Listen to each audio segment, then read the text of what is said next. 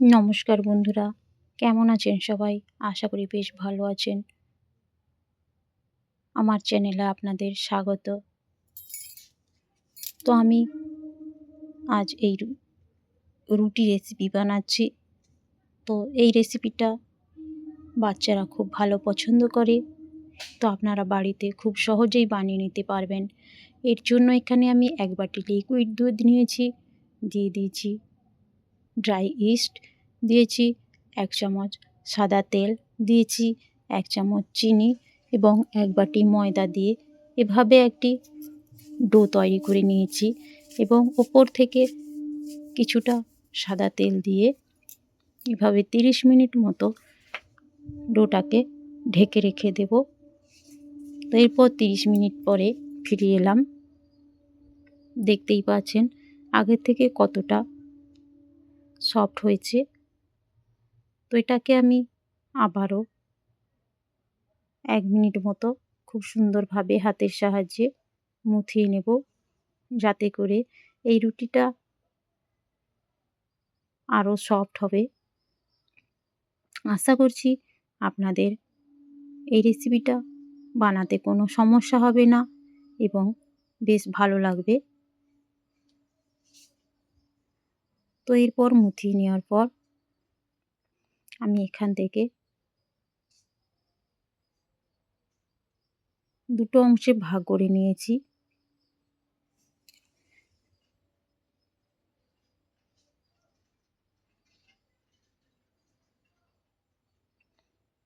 তো এরপর এগুলোকে আমি বেলে নেব। তো বেলে নেওয়ার জন্য কোনো রকম তেল দেওয়ার প্রয়োজন নেই, ময়দা দিয়েই আমি বেলে নেব।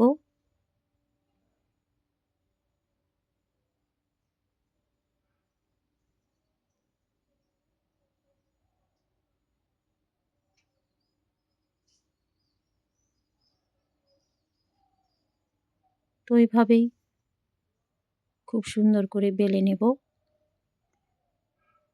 বেশি পাতলা করে বেলার প্রয়োজন নেই।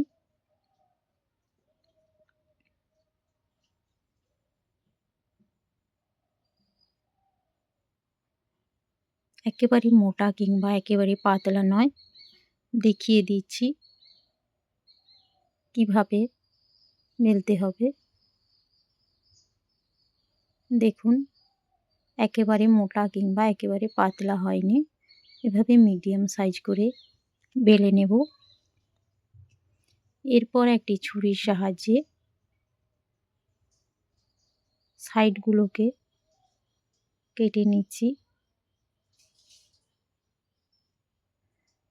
যাতে করে রুটিগুলো তৈরি করতে সুবিধা হবে। তো এইভাবে 4 পাশ কেটে নেওয়ার পর বাকি অংশটাকে এভাবে কোণ সাইজ করে কেটে নেব।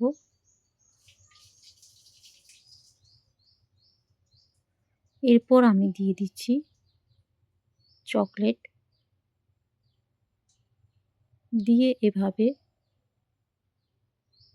গুটিয়ে রুটির শেপ দিয়ে দিচ্ছি। তো বাজার থেকে তো অনেক রকম রুটি কিনে খাওয়া হয়েছে।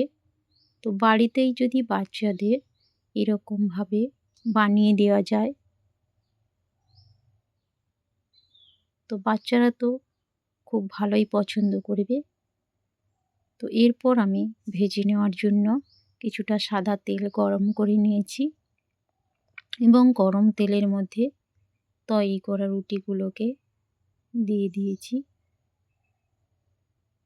তো এইভাবে এক পাশ ভাজা হয়ে এলে আবার এক পাশ উল্টে নেব। এভাবে উল্টে পাল্টে ভেজে নিয়েছি। দেখতেই পাচ্ছেন কতটা সুন্দর হয়েছে এবং আগের থেকে কতটাই ফুলে উঠেছে। তো এগুলো সম্পূর্ণভাবে ভাজা হয়ে গেছে, তুলে নিচ্ছি।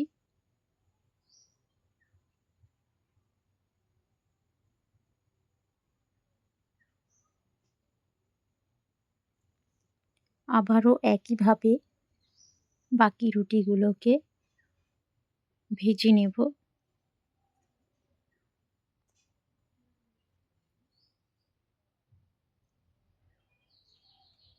এই রুটিগুলো এমনিও খেতে পারেন, অথবা আমি এখানে কিছুটা চিনিকে ডাস্ট করে নিয়েছি।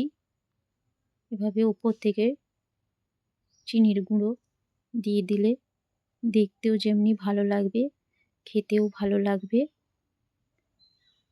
তো আশা করছি আপনাদের বেশ ভালো লাগবে। তো সম্পূর্ণ রেসিপি দেখার জন্য আপনাদের অসংখ্য ধন্যবাদ। আবারও দেখা হচ্ছে নতুন স্বাদের নতুন কোনো রেসিপি নিয়ে।